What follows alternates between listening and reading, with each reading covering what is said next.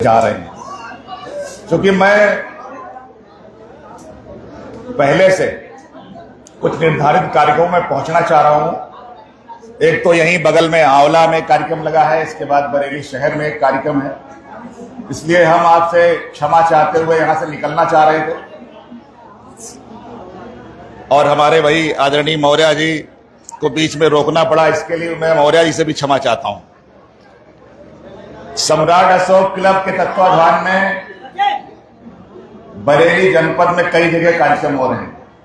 उसी कड़ी में मीरगंज के इस प्रांगण में आयोजित आज के इस कार्यक्रम में अतिथि के रूप में आई हमारे परिवार की बेटी, हमारी बहन के समान बदायूं से सांसद रही संघमित्रा जी। कार्यक्रम में उपस्थित भाई कोई सूची है, वरना मैं नाम सब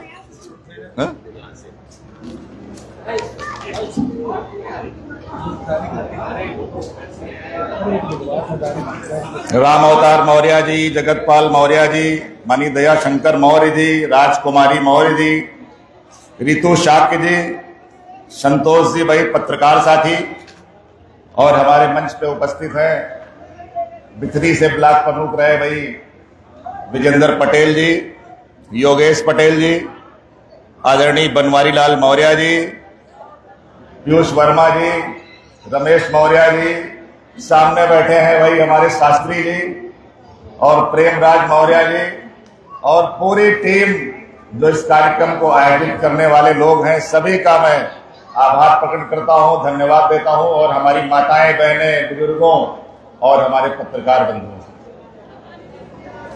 सम्राट अशोक के बारे में जितनी चर्चा की जाए वो कमी है। और हमसे पहले वक्ताओं ने महान अशोक के बारे में जो बातें बताई, उसके आगे मुझे केवल इतना कहना है कि भारत की पहचान अगर किसी से है तो वो अशोक की लाट से है। भारत की पहचान अगर किसी से है तो सम्राट अशोक से है, चंद्रगुप्त मौर्य से है, और उसको हमारे संविधान के माध्यम से संविधान रचयिता परम पूज्य बाबा साहब अम्बेडकर ने, चाहे वो हमारा चक्र हो, चाहे अशोक की लाट हो, या बहुत सारे ऐसे जो उस समय के चिन्ह हैं, उनको संविधान के माध्यम से शायद स्थापित बाबा साहब ना करते तो हम लोगों को कुछ पता भी नहीं चलता। आज आवश्यकता इस बात की है कि जो सम्राट अशोक ने एक ऐसे भारत की कल्पना की थी जहां सब बराबर हो, जहां समानता हो, जहां आपस में बंधुता हो, जहां लोगों में करुणा हो और लोग एक विचारधारा के साथ एक समान आगे कैसे बढ़े। शायद कहीं ना कहीं जो बीच में व्यवधान आया, बीच में कहीं ना कहीं रुकावटें आई, लेकिन उसके बाद जब हमारा देश आजाद हुआ, आजादी के बाद अगर हम राजनीतिक परिदृश्य में जाते हैं तो चूंकि हम लोग जो हमारी सरकारी लिखा पढ़ी है, सरकारी जो गजट है, पिछड़ी जात में आते हैं। हमारे देश के अंदर जो पिछड़ी जात की संख्या है वो लगभग 56% है, और हमारे महापुरुषों ने जो लड़ाई लड़ी वो 15 और 85 की लड़ी, 90 की लड़ी। आज आवश्यकता इस बात की है कि जो पिछड़े हुए लोग हैं, चाहे वो बाबू जगदेव प्रसाद जी ने कहा था 100 में 90 शोषित हैं, और चाहे राम मनोहर लोहिया ने कहा था कि सोशलिस्टों ने बांधी गांठ, पिछड़े पावे 100 में 60। तो आज जो पिछड़ी जातियों की पहचान बनी है, ये पहचान कहां से बनी, इस पे भी हम लोगों को थोड़ा देखना चाहिए। अगर हम अपने विधानसभा के और लोकसभा के जो प्रतिनिधित्व करने वाले लोग वहां पहुंचते हैं, हम आज से 50 साल पीछे चले जाएं सन 90 के पीछे चले जाएं तो शायद पिछड़ी जात के लोगों का इन दोनों जगहों पर प्रतिनिधित्व बहुत कम था।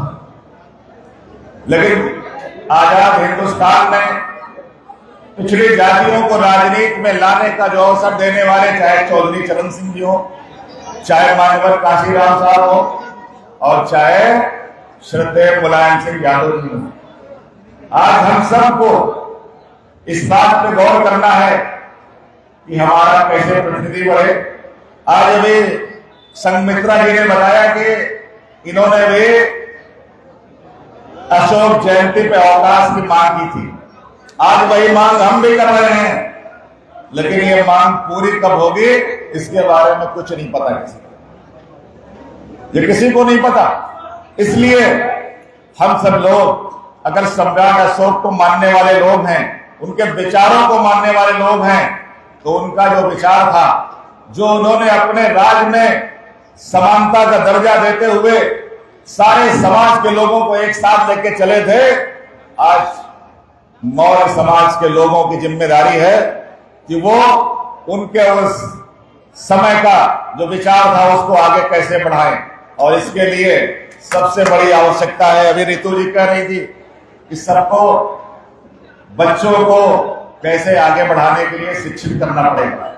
आज हम यहाँ जयंती मना रहे हैं, इस जयंती पे यह संकल्प लेके जाएं कि हम अपने बच्चों को पढ़ाने लिखाने का काम करेंगे, हम अपने गांव को नशा मुक्त बनाएंगे।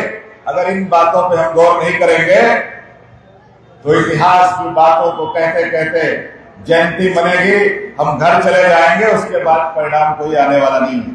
अगर परिणाम लाना है तो हमको कुछ करना पड़ेगा। अशोक महान कैसे बने? अशोक महान कैसे बने? अशोक ने अपनी प्रजा के लिए अपना सब कुछ न्यौछावर कर दिया। उन्होंने अपने बच्चों से मोह नहीं किया, उन्होंने अपने बच्चों को भी समाज के काम में लगा दिया। आज हम जब उनकी चर्चा करते हैं तो थोड़ा हमारे अंदर भी त्याग, बलिदान, समर्पण, अगर ये हमारे अंदर आ जाएगा तभी हम सही मायने में सम्राट अशोक के पद चिन्हों पे चलने के लायक बन पाएंगे। तो मैं ज्यादा आपका समय लेते हुए, क्योंकि मेरे कार्यक्रम लगे हैं, वहां मुझे विलंब हो रहा है, इसलिए अभी तो मैं कुछ दिन पहले आप लोगों ने बुलाया था, मैं आया था फतेहगंज पूर्वी में, तो हमारे आप सब परिवार के लोग हैं। जब भी कहीं मेरी आवश्यकता होगी, हमें आप याद करोगे, मेरे पास आओगे, बिल्कुल मैं हाजिर हूं आपकी सेवा के लिए, आपके साथ चलने के लिए। और पुनः कभी जरूर हम लोग फिर बैठेंगे तो चर्चा करेंगे। आज हम आपसे विदा लेते हैं, मुझे जाना है, इसलिए आपसे क्षमा लेते हुए मैं अपनी बात को समाप्त करता हूं। सभी को भाई नमो बुद्धाय, जय भीम, जय अशोक, जय सम्राट, बहुत बहुत धन्यवाद।